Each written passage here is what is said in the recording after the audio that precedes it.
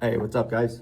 Thank you for volunteering to help with the fish. So I'm going to give you a little tutorial here so I don't have to come around to each class and do it. Feeding the fish is pretty simple.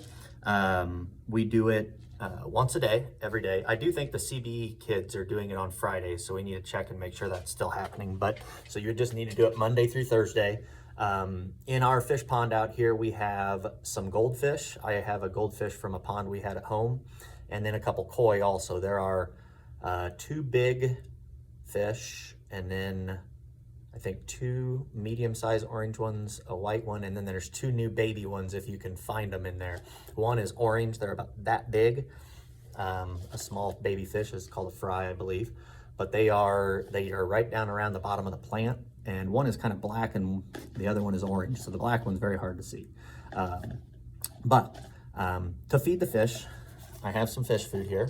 All right, now I send 2 or 3 kids out at a time to do it. You could go with this class or however you choose to do it, but I have a cup here with a line on it. When you pour the fish food in, basically that's even too much. You just want it to fill, even if you just cover the bottom of the cup completely. Very little food. They don't need a lot of food. One thing with fish is in the winter, they kind of go into like hibernation, almost like a bear. They don't need to eat as much. Their body slows way down. Their metabolism slows way down. And it's kind of like hibernating. They don't need to eat as much. When the water gets cold even, they don't need to eat as much. So if it's a really hot day, they need to move around a lot. They're more active. Kind of like you go outside and play more on a hot day, you need more calories, and so do they. So you can kind of judge it. I use what I call the 3-minute rule. So I would start the first day and feed this amount, throw it in. I always throw it in up near the waterfall because the water will flow across the pond from the waterfall into a pump and then circle back around to the waterfall. And you don't want it to get into the pump, or else some of it may not come back out the waterfall. It'll get stuck in the filter. But I just throw the whole amount in right there in front of the waterfall, and they know, they've gotten to know when people come out there, they're feeding them.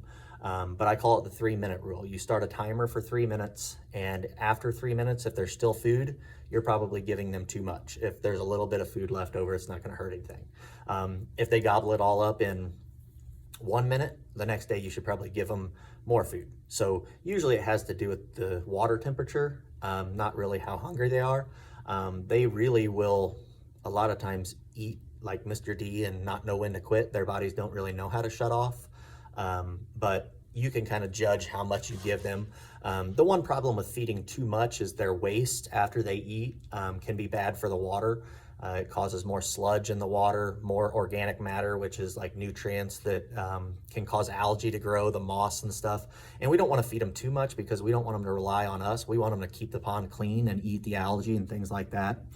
They will eat people food like cereal and lettuce and things like that. I think it's probably best to just stick with what we're giving them here.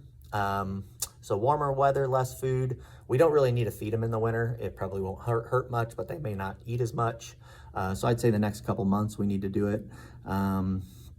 If the pump would break where the waterfall's not running, that means there's not as much oxygen in the water, and they need oxygen to be able to digest their food. Same thing on a really rainy day. The rain holds the oxygen levels down, and so I don't usually feed them in the rain or right before a storm because they need that oxygen to be able to digest food. The food is about this big. All right, they're little pellets. If the baby fish seem like they're trying to get it and they can't get it, you could take like a end of a marker, a pencil eraser, and crush it up a little bit. The big fish will still be able to get it, but just do it for a few days. I put a schedule on here of who goes when, and once your week is over, pass it on. If you forget to feed the fish, they're going to be fine. It's actually not a bad thing because I don't want them to rely on us, because I don't want to come in over the summer every single day and feed them. So if you forget a day, no big deal, but I thank you for helping. You can pass it on to the next person. If it starts to get low, let us know, and we can get more. Mr. Kessler just ordered some more, but enjoy the fish, and just be careful walking around the pond. You're not going to hurt anything walking around there, but I try to tell the kids not to stand on the rocks. As long as you're not on the rocks, you're okay, because we don't want somebody to slip and fall in. All right, thank you. See ya.